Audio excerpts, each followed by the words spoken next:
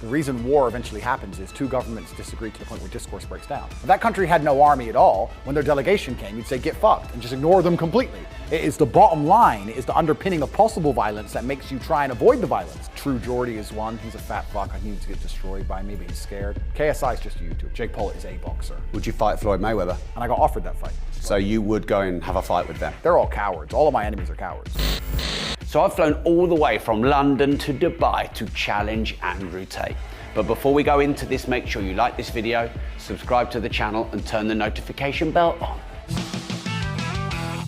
So round 3 is a bit more lighthearted. It's, would you fight? Would I fight? Yeah, well, that's what's coming. Let's go. Before, I've got 5 people I want to ask you about, but before we do, what do you think of the plethora, the growth of all these YouTubers who are now getting into celebrity fighting, KSI, Jake Paul, Logan Paul? What do you think of this movement? I think it's a really good thing.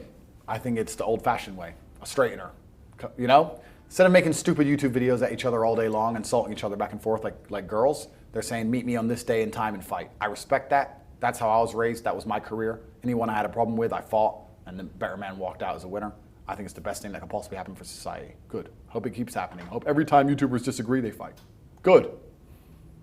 Good. It's better than making YouTube videos at each other back and forth like fucking girls. And anyone who's made a YouTube video about me, like True Geordie is one, he's a fat fuck, he needs to get destroyed by me, but he's scared.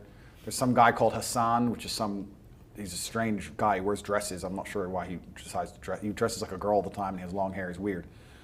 I'd love to whoop his ass. But these people are afraid to see me in the cage, right? Because they know I'd absolutely not destroy them. So you would go and have a fight with them? Completely, because I know I'd win and they deserve it. But that's why they'll never do it, right? They'll just do YouTube videos about me, but they'll never actually meet me in fair competition, which invalidates their entire opinion. Yeah. Right? So if someone goes, I disagree with Andrew, but I'm scared to ever see Andrew. Well, then who gives a fuck what you think? You're all pussies. So they're all cowards. All of my enemies are cowards. So yeah, but I think it's a great thing. If people who disagree with me had to meet me in the cage, there'd be a lot less stupid videos on the internet. But can't we disagree without fighting? What's the bottom line of society? But it doesn't always get to the bottom line. But it doesn't because of the threat of the bottom line. If I had a fight every time I disagreed with someone, fucking I'd be fighting all day, every day. No, but I'm saying the reason that there isn't a fight every time, and I'm not saying we should live in a complete savagery, but I'm saying it is the bottom line of differing opinions, right? The reason war eventually happens is two governments disagree to the point where discourse breaks down. We try discourse. Of course we do. But the only reason discourse is even respected in the first place, the only reason you'll even have delegation from another country and entertain them is because you understand that that country has an army. If that country had no army at all, when their delegation came, you'd say, get fucked, and just ignore them completely. It is the bottom line, it is the underpinning of possible violence that makes you try and avoid the violence. It's the underpinning of society. So if I've had cordial conversations with idiots on the internet, which are so stupid and dense that they cannot possibly understand how inferior they are to me, and we've now reached the bottom line, what's the bottom line? So how come you've never had any of these fights Because yet? they won't fight me, because they are cowards. Right. That's it. So this is my point. So I agree with you. You've had discussions that didn't end in violence, as have I, of course. But whether you realized it or not, those underpinnings have always been there. And people and humans intrinsically know this, and I'll tell you why. Because men, if you disagree, normal men, day to day, you will have an argument differently with a 7-foot-tall man than you would a 5-foot-tall man. Whether you notice it, whether it's subconscious or not, you will talk to him differently, you will explain your opinions differently, and your body language will be different because you understand if you disagree too much, what's going to happen. That's the reality. I've seen it myself. I know how people argue with me because they know I'm so capable. No one shouts in my face. Funny that. I wonder why. That's how the world works. So these YouTubers, do you think they've really disrupted how fights are promoted and boxing and UFC? Do you think they've been good or bad? Because boxing and UFC has sort of not really embraced them fully. Good question. I don't think they can affect the UFC. I think the UFC is the premier fighting organization on the planet. I think Dana White is a genius. I think that they are completely and utterly insulated from any of this garbage, especially the fact that the YouTubers are boxing and not necessarily fighting in the cage. I think that it's been very good for boxing because I think boxing was dead. Boxing was a corpse, but it was like an alive corpse. It was like Broadway. No one really cares, but it's kind of there, but you kind of want it to stay, but no one really cares. Yeah. It was kind of how it was. There's a few big superstar names, but in general, nobody gives a shit about boxing anymore. Everyone cares about MMA. All the children are going to MMA. Everyone's moving over. UFC now owns the fight world. And boxing needs interest, and I think that the YouTubers are bringing interest to the sport. So I think it's a fantastic thing. So would you fight Jake Paul? Good question. That was in conversations at some point. I think Jake Paul is a man who is very dedicated to his craft. He is not just a YouTuber. Jake Paul is a boxer. He spends his life training. He has a lot of money, a lot of time, a lot of resource. The idea that he's just a YouTuber is foolish. KSI is just a YouTuber. Jake Paul is a boxer, and he is certainly the best of all the influencers who are currently fighting today, hands down. Would I fight him? Well, there's not a man on earth I wouldn't fight. It just depends on the scenario. Depends on the situation. For me to fight Jake Paul, it wouldn't be for money, because I don't need money. It wouldn't be for influence, because I'm more famous than him. It would be either a personal beef or me deciding that it was good for me and my brand. It would be a decision I would make very consciously, but I couldn't be bought into it. I couldn't say, hey, you'll be famous. I'm the most famous man on the planet. I don't care, right? But certainly he'd be the only challenge of any of them. He wouldn't be easy to beat. I would knock him asleep, of course, but it would take more than one round. But the rest of them are all just clowns. But Jake Paul is he's a different league to the rest. So would you fight KSI then if the rest are clowns? Absolutely. KSI said my name at the end of his last fight. I said yes, then he came out and said I'm too big all of a sudden. He shit himself. So he's a clown. And if Jake were to fight any of them clowns, Jake would destroy all of them. Jake is a boxer, the rest are clowns. Sure, I'd fight KSI. But like I said, I need a genuine reason to do so. I don't need money. I am so many times richer than these people. Like infinitesimally, these guys they're still performing. They're still performing in a circus for pennies, whether it's boxing or anything else. And I did it myself, but you get to a certain level of wealth where you realize I'm beyond it. I'm above it and beyond it. But if KSI genuinely upset me, then sure, I'll have a straightener and whoop his ass. Why not? Would you fight Floyd Mayweather? No, and I got offered that fight. Ah. Got offered that fight, and he's one of my heroes, so I couldn't bring myself to do it. Right. Even though he's small, and he's good. He's James Floyd Mayweather. He's retired and he's small, and I'm a lot bigger than him, and I'd be fine. I wouldn't get knocked out. It'd be totally fine. He's one of my heroes. I think he's the best boxer of all time, and I couldn't bring myself. He's been on the show twice. Is he? Yeah. Oh, absolutely, he's a hero of mine. Yeah. I love his story. I love his confidence. I love how he self-hypnotizes. Every single word out of his mouth is self-hypnosis. I love how he hypnotizes his opponents. I love his style. Everyone says he's boring. He is not boring. He is. If you appreciate defense, he's the best there's ever been. I absolutely and utterly love Floyd Mayweather, so I couldn't bring myself to ever throw a punch. I have very few heroes in the world, and he's one of them. Would you fight Mike Tyson? Again, no, because he's now old. And I would be an absolutely tragic shame to knock out an old version of his prime self. That doesn't feel fair, you know? Prime Tyson would have ripped me apart in a boxing match. I'm not a boxer, right? Yeah. Perhaps if I was a boxer and I was heavier, maybe I can make up a bunch of stories. But the truth is I'm a kickboxer and it's his rule set and he was Mike Tyson. He would have beaten me, so to beat him when he's past his prime just feels dishonorable and I'd feel dirty for doing that. So there's no amount of money on the planet that could convince me to fight Mike Tyson. Would you fight Conor McGregor? That's an interesting one, I guess. I mean, he's still in his prime. I'm a lot bigger than him. He's very good. He's very capable. We'd certainly have a lot of good trash talk. It'd make a lot of money.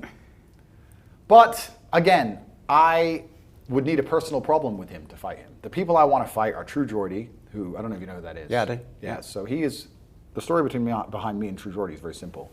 He found out I ran a webcam company. When I was giving my insights on male-female dynamics, saying that I know these things because I have 75 women who work for me, and I also have 75 women who work for me who are being paid by men. So I see the interaction between the man and the webcam girl. I get to hear about the interaction between the man and his wife who he doesn't fuck. And then there's the interaction between me and my webcam girls. So it's like a hierarchy of every single level. So I understand all of it.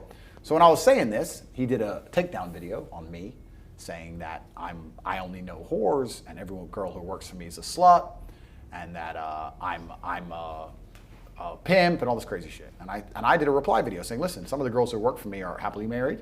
I think it's very unfair to judge 75 people you've never met and call them all whores and sluts, especially to sit there, he's a bit fat, to sit there like aggressively screaming at camera that these girls are whores. You don't even know them.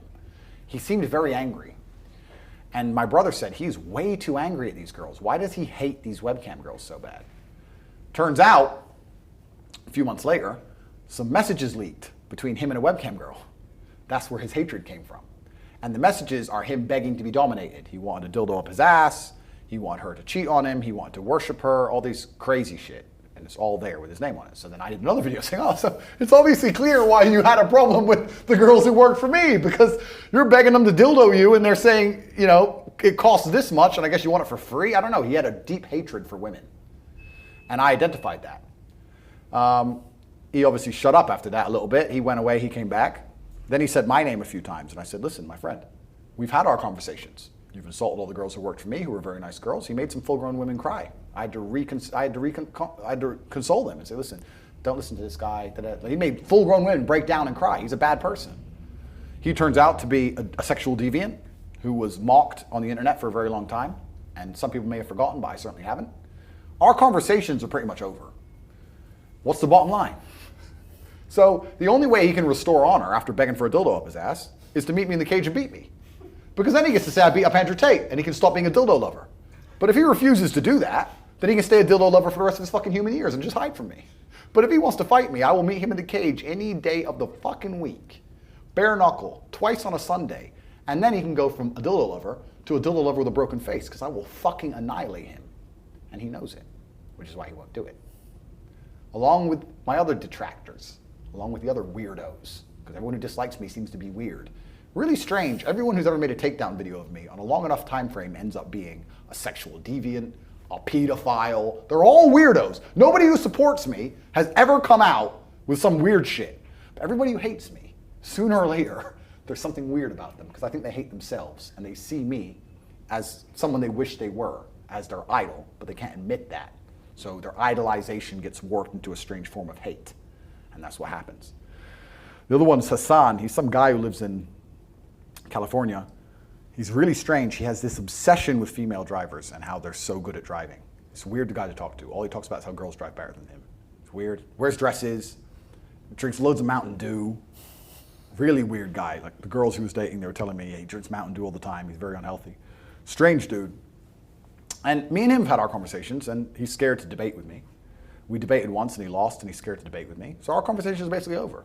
I said, look, I'll beat the shit out of you. But he's scared. So I win by default. It's kind of cool to win by default. It's kind of like you turn up to the match and or flip a coin and halfway up in the air, they're like, you already win. But these people are cowards. So I win by default because no one respects a coward. So all their points of view are invalid because they're cowards. So yeah, bottom line of society, my friend. So the only people I would fight are people who deserve to be annihilated, because I'm an extremely capable person. I'm a feared opponent in all realms of human endeavor. And being in a cage with me, locked inside when I have a personal vendetta against you, is probably one of the worst human experiences a man can go through. I will hurt these people. And they know it. So yes, those are the two I would fight. Anyone else would have to come up with a good reason. I have nothing against Connor. Kind of like the guy. So it'd have to be a good reason. Let's put it that way. Well, that was a fun round. We've never done a round like that before, have we? Oh no, we did it with Jake Paul. Yeah, we did a Would You Fight round with Jake Paul, didn't we? That was fun. Right. Let's move into round 6, but I'm going to move it up to round 4. Cool. Just throw shit up. Quick fire round. Cool. So, 15 seconds an answer? Perfect. Is happiness the purpose of life? No, absolutely and utterly not. The purpose of life is to be competent and successful. If you try and base your life and your mentality purely around how happy you are, you'll end up hedonistic and destroyed. Are entrepreneurs narcissists? I think you need to be narcissistic to a degree to believe in yourself. I've never seen somebody who gets to the top of the world or the universe in any field who did not have absolute and utter belief in themselves. What's the most expensive item you've ever bought? Besides property, I've bought a lot of very, very expensive property, planes, boats, but besides those things, it will probably be my Bugatti Chiron for $5.2 million, and I also have a very expensive watch, which is close. What do you know that most people don't? I know the secrets to the universe and how to escape the matrix, and I'm trying to make sure that most people know those things. That's why I teach at Tate.com, because the more people that escape, the more soldiers I have on my side against the enemy. You're good at this round. What big thing have you been wrong about in the last 12 months? That's a very good question, and I'm very self-critical and self-analytical. I actually want to give a longer answer for this one. Do it. Good. I'm never wrong, ever, because all the times I was wrong, I have punished myself severely. Most humans don't do that. So I can't think of anything I've been wrong about in the last 12 months. It's been years and years and years since I got a call wrong. Like I said, my mental model is designed at predicting the future flawlessly. Most people are happy to be wrong and they don't even apologize to the world or punish themselves for it. Perfect example, and the reason I keep using this example is because it's so recent. There are people out there who are shouting at other people in the supermarket to wear a mask, shouting at other humans, you better wear one. Now must have realized by now that it's still here, nobody needs a mask, everything's fine, and you were psyoped and tricked by the media. They, as an honorable adult, should stand up and say, I am sorry. They should do a public post on all their social media. I am sorry I believed the lies. I am sorry I helped purport the enslavement of mankind. I'm sorry I shouted at fellow members of the human race. I am sorry I was a tool of the Matrix in its enslavement of man. I am sorry. They don't. You know what's funny? It doesn't even cross their minds. Not only they're not sorry, they don't even think about it. I was so wrong to the point that I'm running my mouth screaming at people. And now I realized I'm wrong, but oops, oh well, Slava Ukraine. Dummies. The reason I'm never wrong is because I punish myself for being wrong. The reason people are wrong all the time is because they don't even know when they're wrong. And once they get told they're wrong, they're like, oh, only human. I'm allowed to make mistakes and yell at people in the supermarket like a fucking dumbass for no reason. That's the majority of the human race. I haven't seen any apologies on Facebook from all these people who were pro-fucking and pro-mask. Have you? I haven't seen a single fucking sorry from any of the people who were totally wrong. None. No wonder they're all fucking dummies. Dumb cunts. Sorry, I shouldn't use that word. Dumb fucks. All of them. And that's why they're going to continue to be wrong into eternity, because they don't punish themselves. I punish myself. If I ever got anything wrong, I would punish myself. If I was wrong about COVID on the scale that most of these people were wrong, I'd be too ashamed to show my face to the rest of the human time. If I was sitting on podcasts purporting the enslavement of man to the level these people have been doing it, I would be too ashamed to walk earth ever again. I would be apologizing profusely for all of my waking years. I would never shut up about how sorry I was for being fucking psyoped. These people do not feel an ounce of guilt, not a single ounce of guilt, because they are godless. If they believed in God, they'd understand what they have done wrong, and they would feel true moral guilt, because God put morality inside of all of us. They're godless creatures. They don't feel a fucking ounce of shame, none of them. And that's why they're always wrong. If I forget my keys, if I lose my phone somewhere around the house, and I can't find it instantly, I'll say to Tristan, 2 minutes. I'll go, okay. If I don't find it in 2 minutes, I punish myself. I'm not allowed to not know where things are. My phone is here. Because when I put it down, I literally think, you've put your phone on the windowsill. That's how I operate. I put my phone on the windowsill. I know where my car key is exactly. I know where my car is parked. I know the way out of the building. If I go on a ferry or a boat and I go up or down a level, I know how I will get out if the boat tips. Because you think, oh, it's only 2 levels. Wait till it's upside down and full of water. That's how you fucking drown. You don't know. I do. I pay attention because I am perspicacious. Most people misplace their phone, look for it for half an hour, find it, and carry on with their life. And they wonder why they misplace it again. If I misplace my phone, I'll donate $100,000 to charity. Or I'll fast for a day and a half. I won't eat. Or I'll make sure I only have 2 hours sleep that night. I will punish myself. So that next time I put my phone down, I don't want to lose it. That's why everyone's fucking wrong all the time. Because they're dumb fucks. And dumb fucks are happy to just go through life being wrong. Oops. And they'll never feel an ounce of shame. They'll never punish themselves for it. They'll never learn and grow. They'll never turn from a caterpillar into a beautiful butterfly. No. They'll continue to sit there after eating up the entire psyop, being an agent of the Matrix, attacking their fellow man, attacking their fellow peasants. That's the worst thing about it. They're not even attacking the elites. The elites are in a hot air balloon. And if Earth was about to explode, the elites would just float away and leave everyone to die. The peasants who are on their side and the peasants who aren't on their side. The peasants who are on their side are attacking their fellow man. You have more in common with the man you're attacking in the supermarket for not wearing a mask than you do the person who told you you needed a mask in the first place. I guarantee you that, my friend. Nope. They just participated in the entire psyop, were agents of the Matrix, and they feel no shame, and guess what they're going to do when the next psyop comes? I'll bet you $100 million what they're going to do. because they won't ever fucking learn because they don't self-analyze. So that's why I can sit here and say, I haven't been wrong about anything in the last 12 months because I am never fucking wrong because I've trained myself to not be wrong. I am also living in a reality where I'm not allowed to be wrong. If I made mistakes, I would be dead, and that's why I don't. I am one of my sporting heroes. I like cricket. One of my sporting heroes is one of the best cricketers that's ever lived, Kevin Peterson. Yep. He's been on my show, and he said every time he got out for a low score, even if it was a peach of a ball, he'd go and punish himself for a few hours. Only way to do it. Yeah. Only way to do it. There's only way to live life. And then you can just stop making mistakes. It's pretty easy to only win if you never lose. It's You win by default. It's a certified way to only win. It's just to never lose. Yeah. If you never make mistakes and you never lose, guess what happens? Oops. Billionaire. That was hard. Just don't misplace your keys. Easy. Back to the 15-second rule. Sure. What's the best advice you ever remember receiving? That's hard because there's so many answers. About 17 answers just went through my head. I can't possibly choose one. One from your dad. Allow manipulation to find out where your enemy wants you to go, then use your mind to break the trap and punish the perpetrators. And I have to elaborate. Sorry, I know it's That's 15 second fine. rule. But the reason that's so important is because if you don't know where your enemy wants you to go, you might end up there on accident. If you don't allow your enemy to tell you what they're trying to do to you, you might accidentally end up where they want you to be. So you sit there and you listen to their bullshit head to toe and you say, why? You don't even ask why. Listen to their bullshit head to toe and say, okay, I agree. What do you want me to do? And when they tell you what they want you to do, you use your mind to break the trap and you punish the perpetrators. Because once they've told you what they want you to do, you can make sure you never fucking do it. If you never get them to tell you that, they might get you there another way. You might take the B road, right? They might say, we want to get him to do this way. He doesn't believe it. Well, then let's tell this lie. Now he's doing it. So you allow manipulation to find out where your enemy wants you to go, and use your mind to break the trap and punish the perpetrators. What's the worst advice you ever remember receiving? Follow your passion. Bollocks.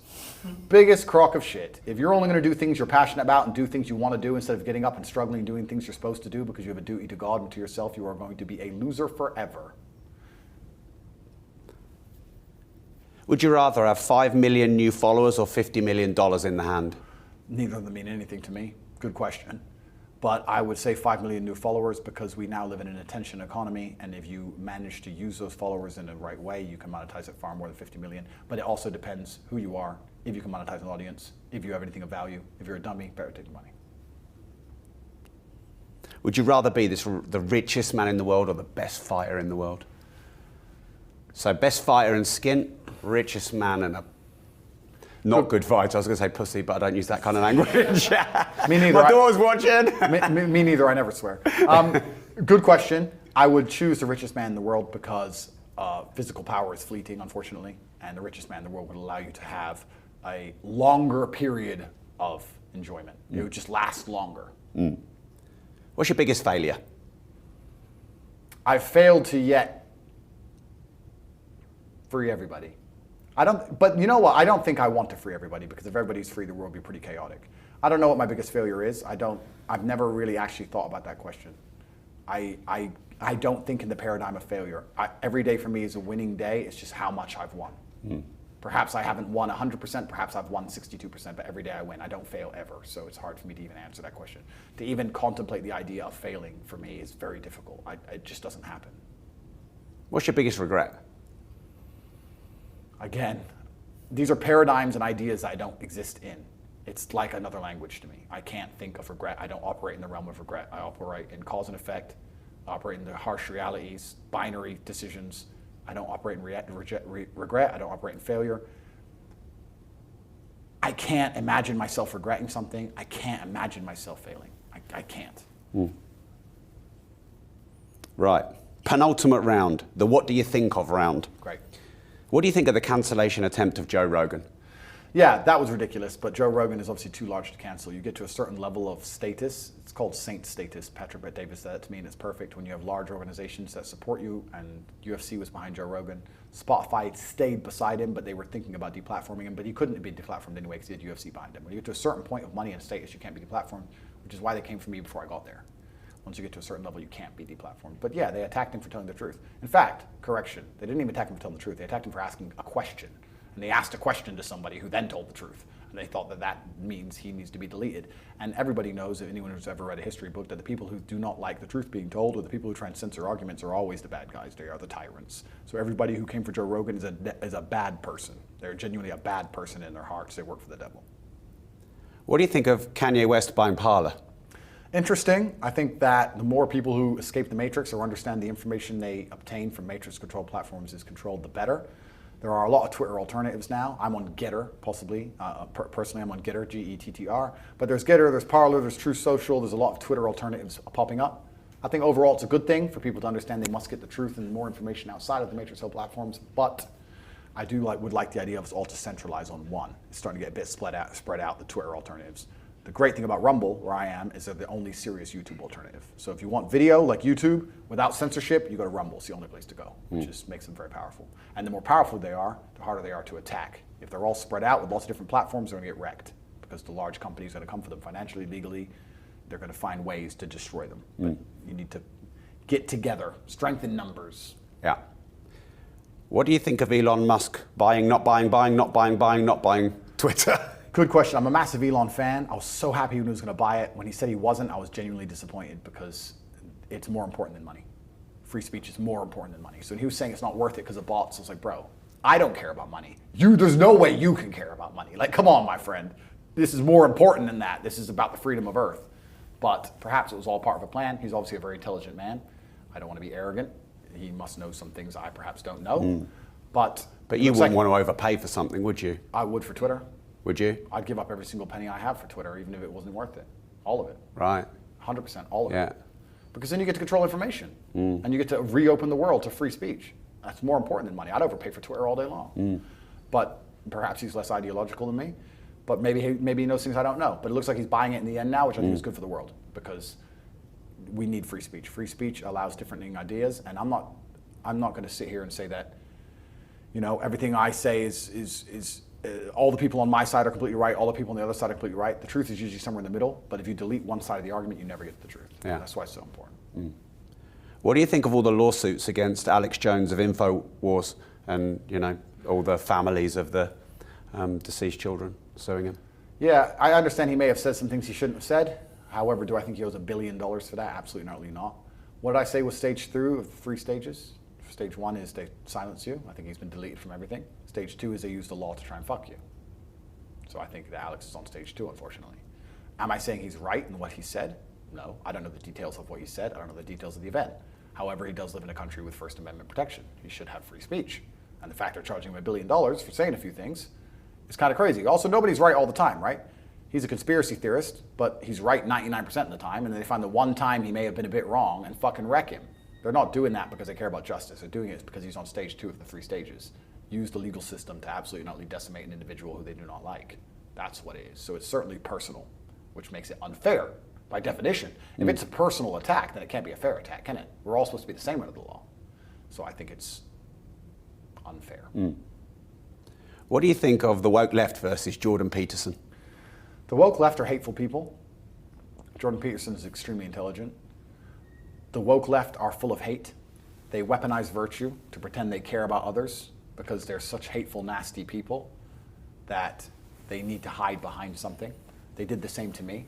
There's not a single woke leftist who attacked me for being misogynist, which donates to women's charities like I do. Not a single one who's built an orphanage like I have. Not a single one who takes stray dogs from the streets in Romania like I have. Not a single one who's prevented anyone from suicide. Nothing. They just took fake virtue, weaponized it, pumped it full of their own hate, because they're hate-filled, and attacked me with it. The woke left are the most hateful, divisive, intolerant people on the planet. There's no point in calling for tolerance for different skin colors if you do not tolerate tolerance of ideas. What's the point in that? To say that we love diversity, but only if everybody looks different, but thinks exactly the same. Is that diversity? No, sir, it is not.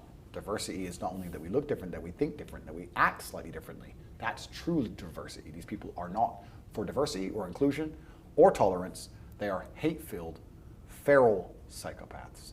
They attacked me and they attack anybody who has any influence over the world, which does not absolutely and utterly go lockstep in line with their insane dogma and doctrine. Do not leave this page without leaving your views below now. To watch more Disruptors interviews, you can see them here. Before you go, make sure you like this video, subscribe to the channel, and turn the notification bell on. And remember, if you don't risk anything, you risk everything.